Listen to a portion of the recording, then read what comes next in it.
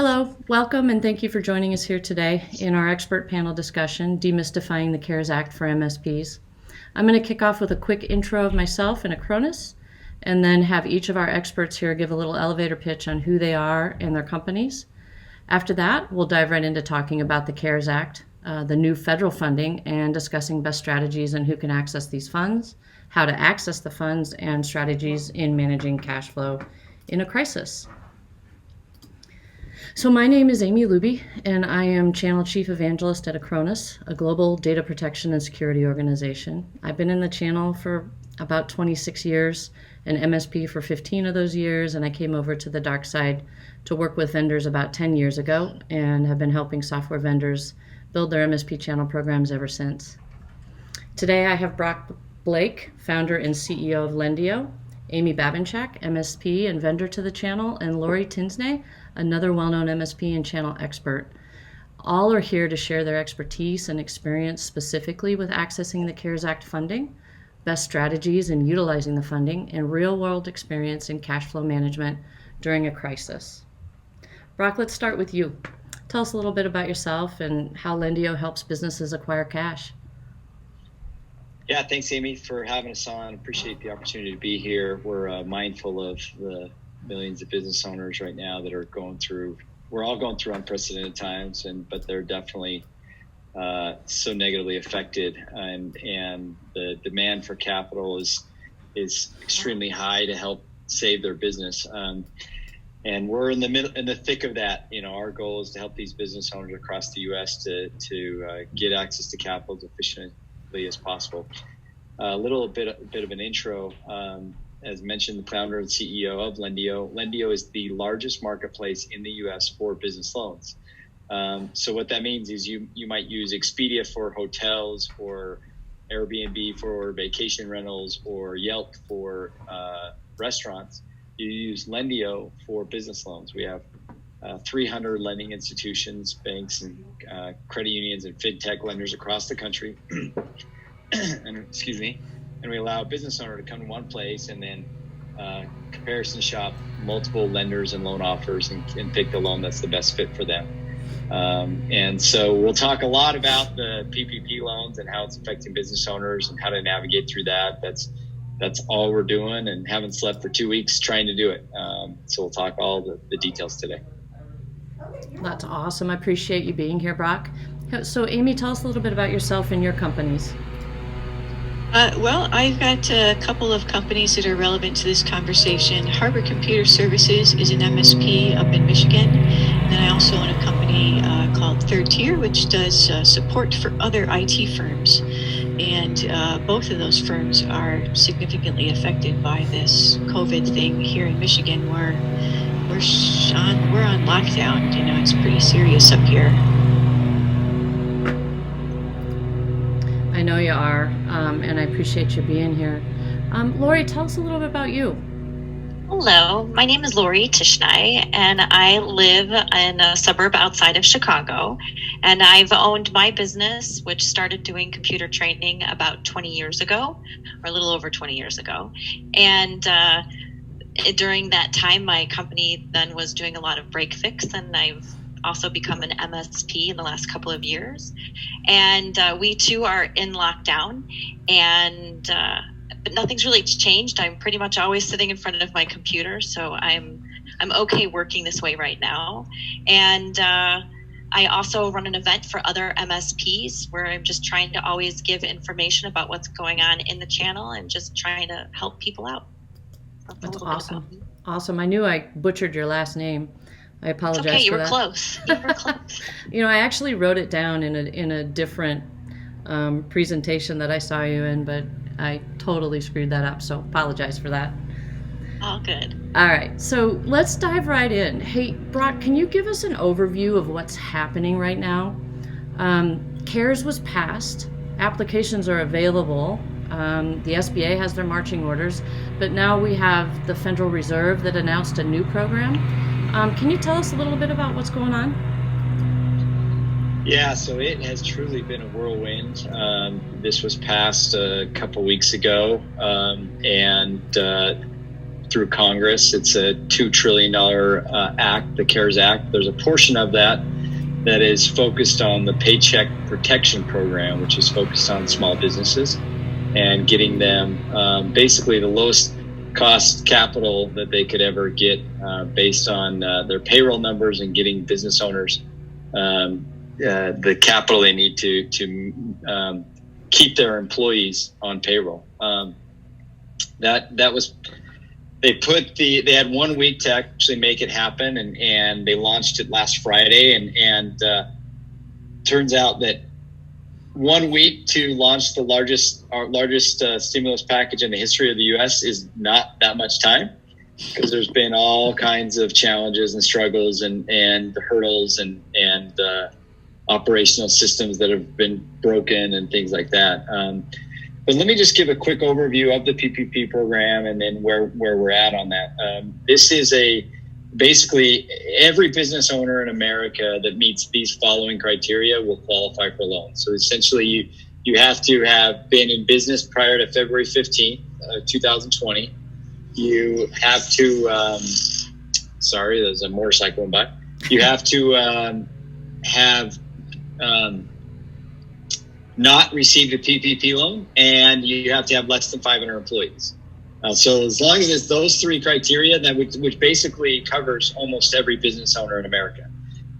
If that's the case, then you're eligible, and the loan amount is based on a calculation of 2.5 times your average monthly payroll. So you take all of your payroll of your employees over the last 12 months, average that out, and times that by 2.5, and that is your loan amount.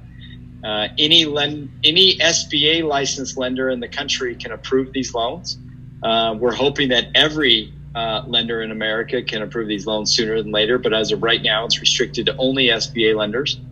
And the rate, it's basically a 1% interest rate, so it's almost, there's almost no cost, and a very large percentage of that loan can be forgivable. So after 8 weeks of getting the loan, you can basically apply for forgiveness for any expenses of the loan that you use towards payroll, rent, mortgage origination, or utilities. So it's a great product that's unheard of for business owners to help them, get through this very difficult and challenging time. The Treasury thing that you announced yesterday, or that you mentioned that they announced yesterday, is actually not a new program. What it is it's an opportunity. Many of these lenders, they don't have enough capital to fund all the demand that they're seeing. And so if they funded every business that came to them applying for a loan, then they'd run out of capital so quickly that that they would have to stop lending. And there's still lots of business owners that weren't funded. So the Fed announced a program that allows these lenders to basically borrow at a 0% interest rate, so they can increase the money they have at the bank and then turn around and lend it to the business owners. And so that's what that announcement was. There are so many announcements that are coming every single day. It's hard to keep track of them all, but that's the high level summary of kind of where we're at. There's a million details that we can continue to cover, but we'll stop there. So tell me, Blake, so we had a partnership, Acronis and Lendio, and we have this landing page, right? And it takes you to an application. So what is that about? I mean, what would be the benefit of doing that? And my understanding is any small business can do that. We're specifically addressing MSPs in the channel, but what is Lendio helping small business do? Yeah, so I think the biggest concern that I have with small business owners, and I'll tell you why this helps solve that, is that the only lenders that are participating are these SBA licensed lenders. Well, not every bank and credit union in the country is SBA licensed. So if you happen to 10 years ago choose a bank based off of a relationship you had, and you've been working with that bank for a long time, and all of a sudden now today you need money, and you go and apply and you realize, wow, they're not SBA licensed. That's not their bread and butter. all of a sudden you're in a bad spot because your bank can't offer you the loan that you need. And you're now going to have to go and find another lending institution that will lend to other customers. The challenge is that means that so many of these SBA licensed lenders are getting not only all their own customers, but they're getting bombarded by so many other customers. And of course, they're going to have to, because they're overwhelmed with volume, they're prioritizing which customers they're focusing on. They're only focusing on their own customers. They're not, and Sure. And so what we've done at Lendio is, in partnership with Acronis, is to be able to say, okay, who are all the lenders that are participating in the program, and which ones are accepting other customers besides their own, and how do we help them accelerate their pace in which they're funding? And so when they come to Acronis and they fill out that page, it basically goes into our lender network, and we are feeding these applications to the lenders that are able to process them the fastest. And it puts that business owner in a position where if I didn't have a relationship already, this is a great way to, instead of having to me go one by one to all these different financial institutions, I can go to one place and get matched to the lenders that are participating and processing the fastest. Perfect. That's awesome. So Amy and Laurie, tell me a little bit about your businesses, how they're structured, and maybe, if you've applied or if you've tried to apply, what's been your experience so far? Who do you want to go first? How about Laurie? Laurie, let's go first. Okay, so a little bit about my business. My clientele, I am a very niche market. I'm outside of Chicago in a community where I really focus my business, and I consider most of the people in the area to be high net worth. So I deal with a lot of small businesses and high-end residential. And so that's my clientele, where they have a lot of questions often, and I haven't seen a slowdown in my business. And I right now have not applied for the loan yet. I've been talking with my accountant, and we're going to have some more time tomorrow. But one thing that I did do, just because I've been in business for a long time, and I've had an experience in the past when the 2008 recession was happening. I think it was in 2008. And I had a line of credit for my own home, and the bank took it away. I'm at a big financial bank. And I heard that was happening to a lot of my friends at the time. So I do have a line of credit for my business, which I don't pull on very often, but I always pay for it to have it. So when this was occurring, I did go and take the money out of my line of credit and put it into my bank account just so that I could have it just in case I needed it. And so that's what I've done right now. So I'm just self-funding anything that comes up, but that's what I've done. So, and for me, I actually did apply for the PPP via my credit union with the Michigan State University Credit Union. And they sent me an application and a list of documents and everything that they needed on last Saturday. And Sunday I filled them out and uploaded them all to them. And then yesterday they sent me an email and said, "We've partnered with Lendio. Please go to this landing page. You'll need to reapply and re-upload all your documents again."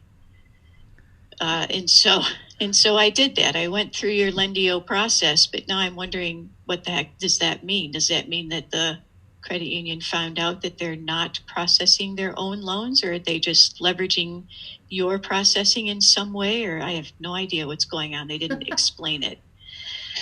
That's funny. So if they sent that to you, that could mean, and what was the name of the credit union again? It's Michigan State University Credit Union. Okay. It's one of the biggest credit unions in the country, I guess. That's great. I wish I would have known that prior to this. I'll have to go look it up. But so we are working with banks, credit unions like Michigan State University Credit Union to either, one, help their members or their customers get funded more efficiently. So a lot of them don't have technology to be able to handle the loan applications. And so they may be sending you back to that page to fill out the application so they can process it more quickly. Or it could mean that they're actually not participating in the PPP program and they're referring you back into Lendio so we can match you up to other lenders that are. And I'm not exactly sure of that specific financial institution because we have over 300. So I'll have to look that up. I may have another question for you. So I mentioned earlier that I have two businesses. So Harbor Computer Services has 8 employees. They're all W-2s. They're all fairly, decent wages. But I have, and that's the one I applied, and that's an S Corp. And to me, that's pretty straightforward. And I went through that process to apply. I have my other business, though, third tier, is an LLC, a single owner LLC. And all of the employees there, with the exception of me, the owner, are 1099. And so it's really unclear to me how a program like this can support an organization like third tier. And arguably, third tier is actually my more impacted organization of the two, because we help MSPs, and MSPs got totally overwhelmed with setting up all of their clients to work remotely. And so they weren't really working on any of their higher level stuff where they need the advanced project work and the kinds of things that we do right now. So we literally saw our income drop to like zero for about 2.5 weeks. And now it's sort of starting to trickle back in. But because it's financed, organized differently, I wasn't sure how to deal with the program then. Well, first of all, I'm sorry to hear about the impact that it's had on your business. That unique scenario isn't that unique, in that a lot of business owners feel that same, are in that same scenario, that most of their employees are 1099s. And the way that the law is written is that you can claim the 1099 contractors as employees, but you cannot count their salary as part of your payroll. Each of those 1099 contractors will need to go in on their own and fill out their own payroll, which is basically the amount they make, and then each of them get their own loan of 2.5 times that. So in this case, it would only affect. They would still be getting compensated, but through this loan, and your payroll would only include, it sounds like yourself, up to $100,000, and times that by 2.5, and again, now most of that, because it sounds like a lot of your expenses are going toward payroll. Most of that, or all of that, well, the majority of that will be forgiven. But that's the way we understand that specific scenario. Is that the same loan form process that I've already gone through with my S Corp? Yes. How does that work, Brock? Do her 1099s, are they part of her application? I mean, are they pulled together somehow, or are those 1099 workers just considered a single entity for this loan program? Yeah, unfortunately, they're considered a single entity for this loan program. So that's the way they set it up. They actually 1099 contractors, self-employed, solopreneurs. Today was the first day they could actually apply and participate in the loan program. But that's how they're calculating it. Because what they don't know is if that 1099 contractor, maybe they have 5 agreements that are, contracts that are like that. And so since they're not counted as an employee, they don't want to be double, triple counted either. And so by having them be on their own with their own, where they're doing their own tax filings and things like that, that's the way they're trying to do it. So there isn't kind of double dipping. But Amy, as a business owner that has 2 businesses, both of those businesses this is a question that comes up a lot. Both those businesses are qualified for the PPP program, because people are wondering, well, if, can I get 2? Well, you can't get 2 for the same business, but you can get 1 for each of your unique businesses. Yeah, I noticed that there was a question on the form when I fill it out of whether or not I also owned other businesses. Yep. That's why. Okay. That makes So perfect how sense. does that work? Because I do own another company as well with my husband, and it's not computer related. So how does that work? I don't actually take a salary from it, but I've invested into it, and we do have expenses for that business. Unfortunately, the entire calculation is based off of payroll. So you would have to identify the payroll amount, if any, or any other compensation that is paid out, and that's what the loan amount is based off of, even if there are other expenses. So if you're not taking any payroll in that, unfortunately, it won't qualify for the loan. That's how it's set up. Well, So even if you have expenses, you can't get those covered because it's all based on payroll. It's all based on payroll. And what is the actual definition of payroll? So for LLCs, in my case, a single owner LLC, the business really just makes distributions that flow onto my personal return, not an actual payroll check. Yeah. So distributions, there are quite a few sites, including, we're putting out, 5 or so articles a day on all these different FAQs of what's included and what's not included. And, so generally I would say we encourage people to, talk to their accountant if they have any specific detailed questions. But generally, if it looks like compensation or payroll, even if it's in the form of distributions or other things like that, it can be counted. And including even, health benefits and other things like that. And the way that just so you know, there is a cap on the amount of the payroll that you can actually claim. So you can only claim up to 100,000. So let's say you have 5 employees and 2 of them make over 100,000. For those 2 employees, the maximum amount of the payroll that you can actually put down is 8333, because that's 100,000 divided by 12. But you can claim the 8333, and then you can claim on top of that there are other, state and local payroll taxes, there are other benefits and other things like that. And then times that by 2.5. Mm-hmm. I have a question. So I've heard that if you are self-employed and you made over $100,000, you cannot apply and you don't qualify. Or is that what you said? I think there's a lot of misunderstanding with how all of this is working. Yeah, of course there is. It's a whole new program that every business owner in America needs to know about in a matter of a week, and it's changing every day. So, that creates an immense amount of confusion.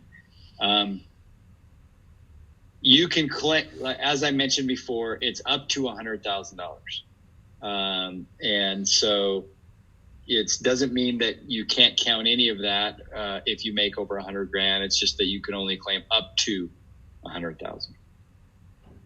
Okay. So you wouldn't be disqualified because you made more than that. No, you're not. Okay. Thank you. Good. Brock, what are some of the most effective financial strategies that small businesses can employ right now? And maybe we call it cash management in a crisis. What can they be doing to weather this storm and make it through? Yeah, well, the first thing is figure out how to preserve cash as much as possible. And so if there are ways that you can negotiate, a lot of if you had loans prior to this, a lot of people are allowing you to do loan modifications or put that on temporary hold, so you don't have to make payments. Possibly talk to landlords or other things like that about your delaying your rent or your lease payments. Figuring out if there's other ways to preserve cash. That's one half of the equation. The other half of the equation is to get creative on, are there ways to be able to drive revenue in this time or add value in this time that may be different or unique from the way you were generating revenue before?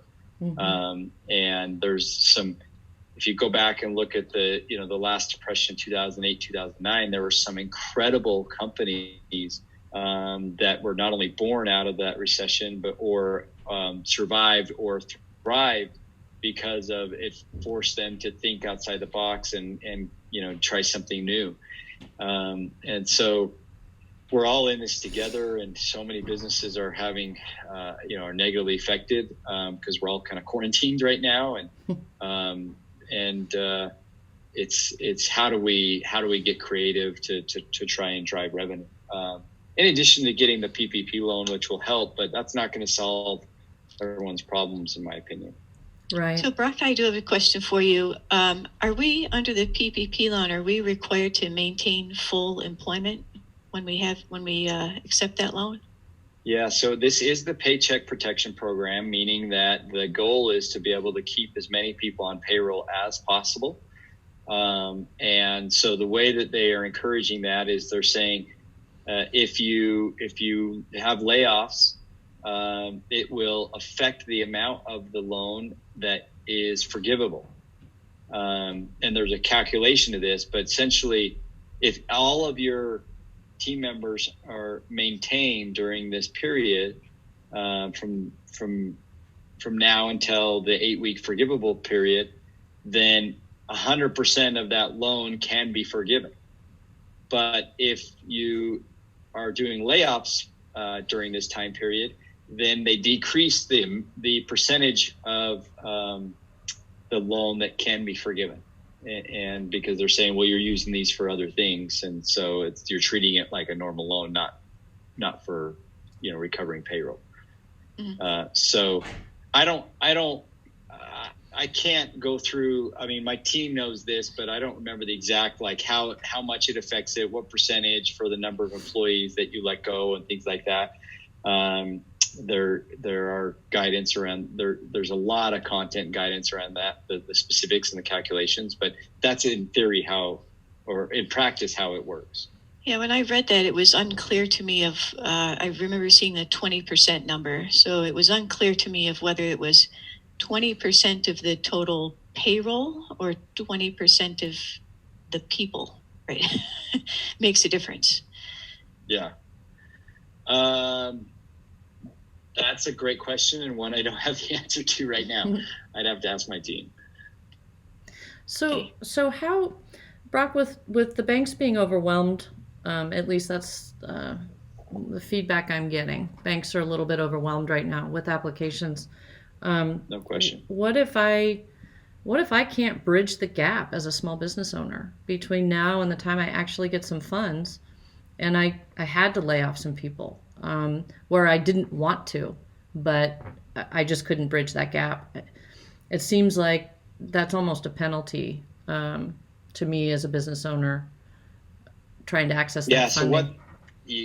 So what they're saying is that if they can appreciate and understand that, but they want you to be able to hire those team members back once you get the loan, and then you're not in the penalty box anymore, is the best way to say that. Oh, okay. So there's a caveat there. Yep. If I have to, worst case scenario, furlough some people or lay them off for the moment, I can hire them back as soon as that cash hits my bank. Yep, exactly. Okay, that's good news. Yeah. I was a little worried about that. Okay. Hey, Amy and Laurie, what, you're dealing with your clients on a day-to-day basis. What are you hearing from them? Are you seeing clients fall off? Are people worried, or are they thriving? How's it going? And I'll do Amy first since I picked Laurie the last time. Well, we've had only one client, fall off of our service so far, and they were an engineering firm with a single contract with Ford Motor Company, and when Ford shut down, that canceled their contract, and so their 30-person engineering firm closed. Wow. And so they may come back, and the owner hopes that he hopes to reopen, and he hopes to regain his contract with Ford. And he, if that happens, he'll be bringing us back. But between now and then, they're completely shut down. Now, we all have other clients that are also shut down. I'm in Michigan, as I mentioned, so we have a lot of, my client base looks like Michigan, probably 60% small manufacturing and engineering firms, and then kind of one of everybody else. And they, we have like a stamping plant, for example, they're closed, but our contract with them is still alive. They have a few salespeople working, but that's it. I mean, the rest of the company itself is closed.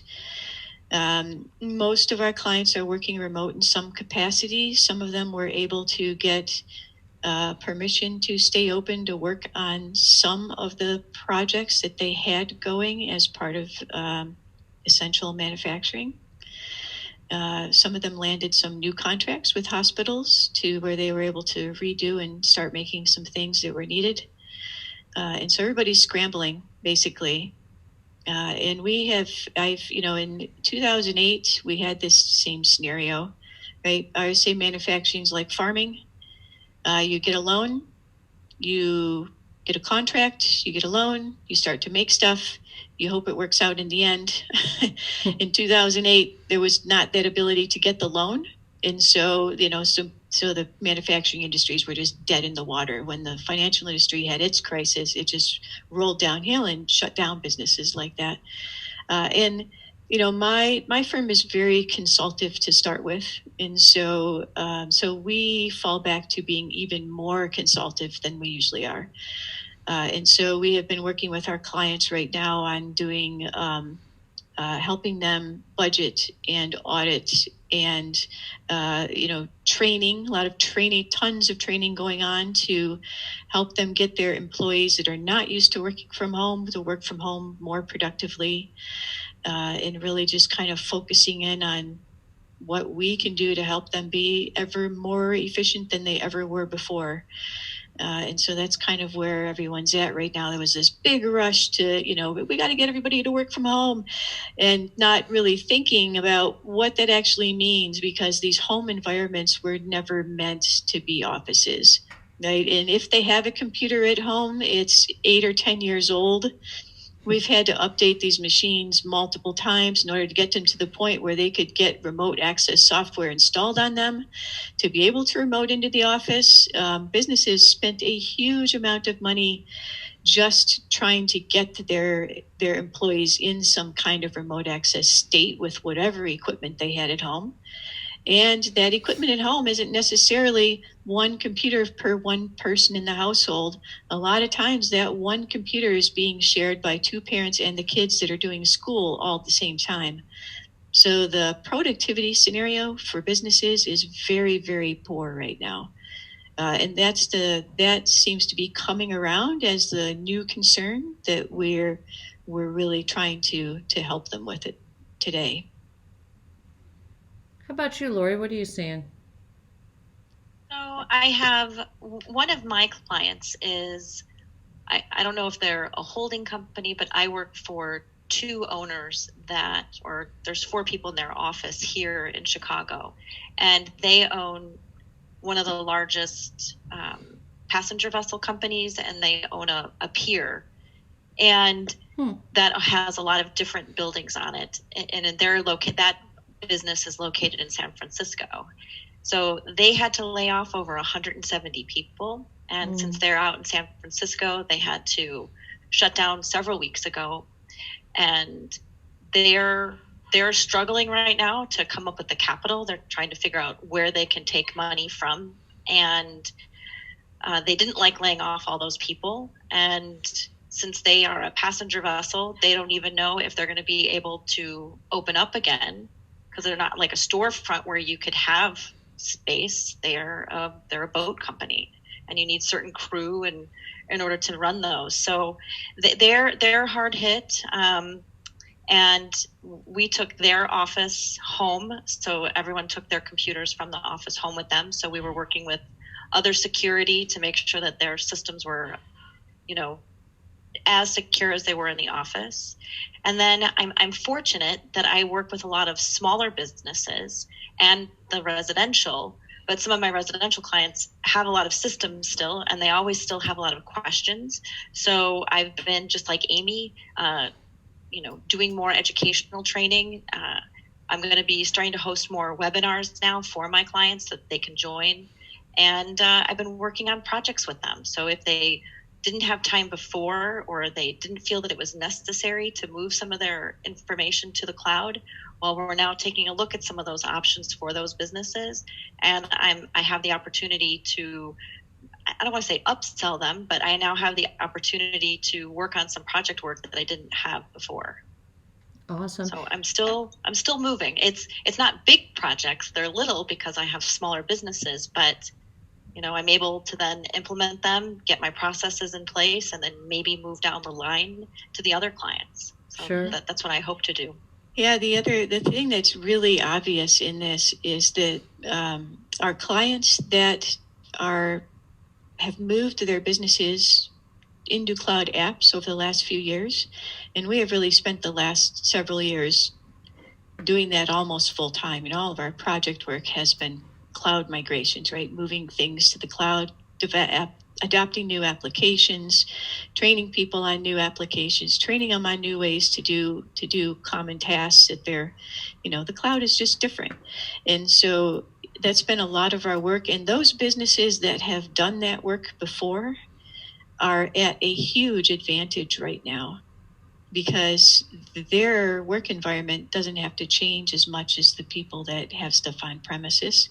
Even if we have the best remote access scenario and your stuff is all on premises, it's still going to be not as great as if it's all in the cloud and available for you. So we see a big have not thing happening with companies too. Hey, Amy, I want to go back. You mentioned something about the recession in 2008, where businesses didn't have access to funding like the CARES Act we've got today. So do you see the CARES Act as a life raft or a positive thing for this time around? I do. I think we're not seeing as many layoffs as we did before. In 2008, I would say that all of our clients laid off between 20 and 30% of their staff. And this time we're seeing only specific industries laying people off, really where they really can't continue in a remote scenario. Those folks have no choice. We have one client that is a high-end jewelry store chain. The malls are obviously all closed. Yeah. And when I say high-end, they have you walk in and there's like a spotlight shining down on the big diamond thing. It's not like a jewelry counter. It's like, here's our $200,000 item. It said, they laid off, they had 135 licenses of Office 365. They now have 18. Wow. And they're, and all of their stores are closed. And they said, we don't know what's going to happen. We know we'll survive, but we don't know what that's going to look like, because it's not like, Michigan just got extended through April 30th for a stay-home order. They said it's not like May 1st, everybody's going to be released and they're going to run out and stand in line to get into our high-end jewelry store and buy a new Rolex. Right. That's probably not the first, luxury purchase isn't going to be the first thing to come back. So there are certain industries that are hard hit, but it is less even than it, in 2008, it was every business. And right now it's not every business. I think every business is trying to hang on, thinking this will end. They can envision it ending, and they're hoping that this PPP loan program is actually going to come through. I don't know anyone who's seen it yet, but they're hoping it's going to come through. There is an end in sight for this thing, and that they'll be able to continue and won't have to do the layoffs like they did in 2008. So, Brock, give us some hope. You work with all kinds of small and mid-sized companies. And I know there's certain sectors, just like Amy mentioned, are just getting hit hard. But are you seeing any positivity out of this? Any businesses that are able to pivot maybe and start doing something different, or having some kind of success in this crisis that we're all going through? Yeah, well, there are certainly some businesses that are, that are counter-cyclical, or from an economic cycle, meaning that, we all know that the grocery stores, the Costco's, the toilet paper companies, the trucking businesses, there's quite a few businesses that have done very, very well during this time.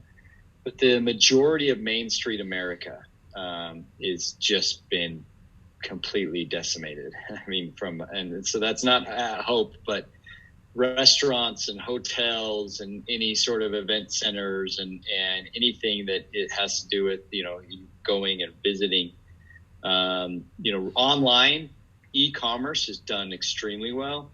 But, in-person retail shops, like Amy mentioned, have really been hit hard. So it's, I think this recession is so unlike any other recession we've been in, where the country just literally is shut down in their homes, and you're not going out and doing the normal things that we do, the work from home, and so it happened just like so fast, overnight, when the economy was just booming. It was caught everyone really, really off guard. So, hopefully the PPP program helps. It's not going to solve the problems, especially the longer this goes.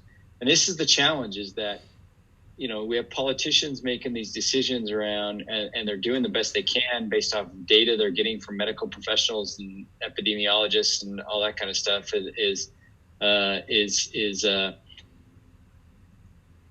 They're asking everyone to stay home, and by doing that, it's obviously slowing down the spread, which is what we all want, but it's also at the same time crushing the economy and having a negative impact on the lives of so many people. Their income's gone away, their business that they've been working on for 20 years just goes to zero overnight. And so the only way this PPP program actually covers it is if we get on top of the spread of the COVID and in a timely manner, and people can actually start going back to the restaurants and other shopping retail places and other things like that, and spending money.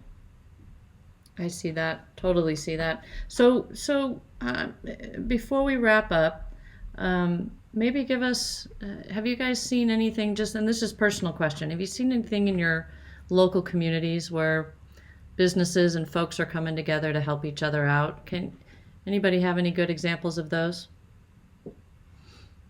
I have a good example. Awesome. So in my town, or in the two towns, Lake Forest and Lake Bluff, we also have a hospital, and we have a bunch of restaurants, and the restaurants were going to start to be closed down because the governor was shutting down, the businesses. But we had a woman in town who said, well, why don't we create a Facebook page just for the restaurants that are staying open, and every day they're coming up with lunch items for the kids, and people within our community are buying meals and for the firemen, for the policemen, and the hospital's now organizing how you can buy lunches and meals, and they'll work with certain restaurants because the way that they can package the food, and then they're shipping that off to the hospitals to help everybody who's working. So to me, I just think it's the communities coming together, and I'm offering webinars to the community as well, and just trying to educate them and give them some ideas of how they can pivot in this time so that they can lay the groundwork for their marketing now. And then when we can start moving around again, or start going back to the new normal after this normal, and just trying to help everybody out. And I see that throughout our entire community. Yeah, we have a similar kind of thing with the hospitals here. I actually live in a neighborhood that is kind of right next door to the largest hospital in the state. So all of my neighbors work at the hospital. But But in addition to what you said, I think one of the most interesting things that I saw happen was with our public schools. You know, the public schools have school lunch and breakfast programs usually. They all have it, but they're needs based. The schools here all went to feeding every person who wants to show up from day one, the minute it was instituted. So they're serving one meal a day through a carry-out scenario. You basically drive up and wait in line, and they hand it out. But there's no ID, no needs test. Just show up for food. That's awesome. You know, our schools did that here too. And I thought that was really neat. And in fact, you can drive up on one day, you know, like on Monday, and get 6 meals just put in your car per person that you need it for. So it's the schools have really stepped up in that regard. It's really good to see. Yeah, I would say through this whole thing, you know, the restaurant industry is probably the one that it's getting the most love, and it's also giving a lot of love. It's the other retail industries, though, that I'm really, you know, ultimately very, very concerned about. I don't know what happens with them going forward. I mean, we're all having to shift to online purchasing. That was happening anyway. This is going to make it really tough on those businesses. They usually operate pretty thinly to start with, and I think even with programs, we still might see a lot of failures there. I think that's where my biggest concern lays with the long-term outlook for this.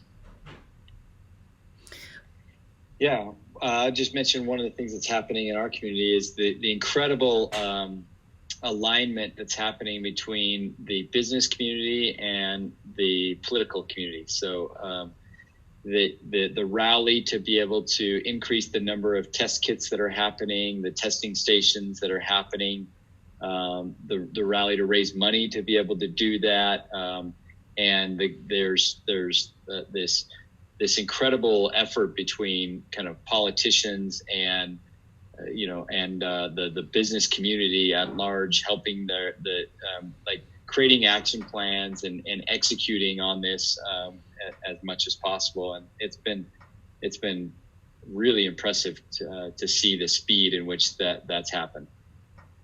That's great to hear. I really do appreciate that.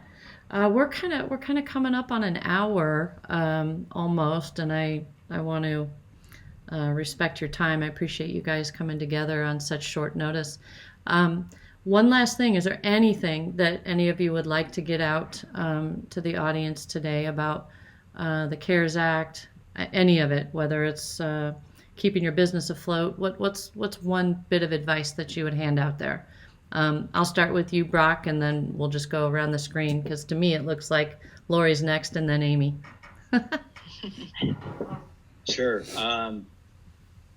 Just to go back to where I started, that we're mindful of these business owners and what they're going through, and we are all in on doing everything we can to help them get capital as fast as they can. Businesses are getting funded. Lenders are processing applications.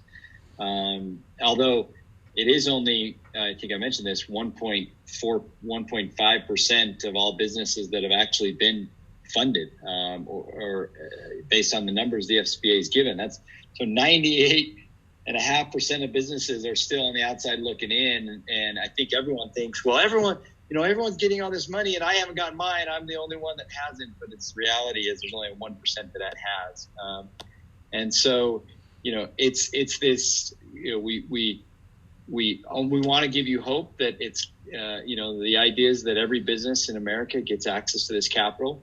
It is an enormously heavy lift for the lending institutions, for the SBA, and everyone to make this happen. We're pushing this as hard as we can, and hope that everyone can hang on even if it's a thread during this time until they can get that capital they need.